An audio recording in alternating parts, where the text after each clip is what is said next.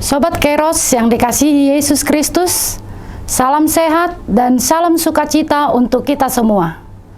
Hari ini kita disapa firman Tuhan dari Efesus 4 ayat 32. Begini bunyi firman Tuhan.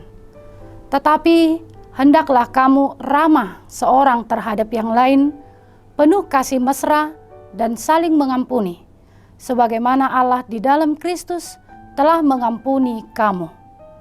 Sobat Kairos, pada hari ini Rasul Paulus mengingatkan kita sebagai orang-orang yang sudah menerima anugerah pengampunan dan keselamatan untuk senantiasa menunjukkan identitas sebagai pengikut Kristus melalui cara hidup orang percaya di tengah-tengah dunia yang kompetitif, penuh persaingan, bahkan juga di situasi pandemi COVID-19. Pengampunan atau keselamatan telah menjadikan kita menjadi manusia baru. Maka cara hidup manusia baru yang dimaksudkan oleh Rasul Paulus adalah ramah seorang terhadap yang lain, penuh kasih mesra dan saling mengampuni. Ini adalah sikap luar biasa yang harus dimiliki orang Kristen, dan hanya orang-orang yang rendah hati yang mampu melakukannya. Tentu melalui pertolongan Roh Kudus. Mengapa Rasul Paulus sangat menekankan sikap ini untuk kita lakukan? Pertama, ramah seorang terhadap yang lain. Ramah adalah sikap yang bersahabat kepada semua orang, menghargai orang lain tanpa memandang status, tingkat pendidikan, ekonomi, atau latar belakang apapun. Orang yang ramah adalah orang yang menyapa orang lain dengan penuh persahabatan dan disertai hati yang tulus, tidak berpura-pura. Di masa pandemi ini bisa juga kita lakukan melalui WA, media sosial, saling menyapa untuk saling menguatkan, menyemangati, berbagi informasi yang baik. Keramahan harus menjadi bagian yang tidak terpisahkan dalam hidup orang percaya.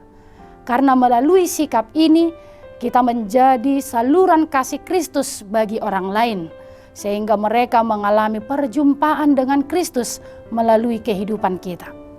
Yang kedua, penuh kasih mesra. Hidup di dalam kasih adalah inti pengajaran Kristen.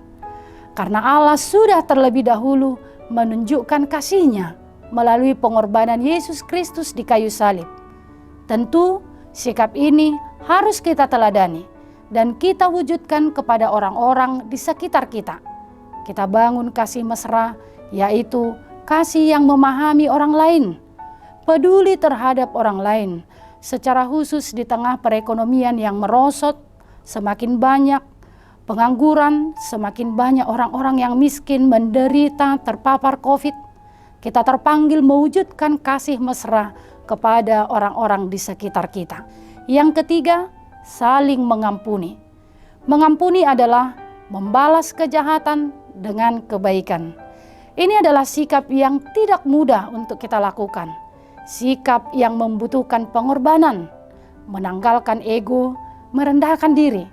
Tetapi dengan pengampunan, maka pertikaian dan perselisihan akan dapat diselesaikan. Tidak akan ada lagi dendam, hati pun terasa damai dan sejahtera, sehingga tercipta hubungan yang baik dengan sesama. Dan sukacita akan menghampiri orang yang mau saling mengampuni.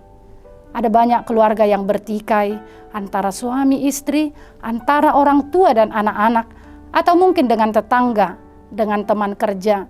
Mari saling mengampuni.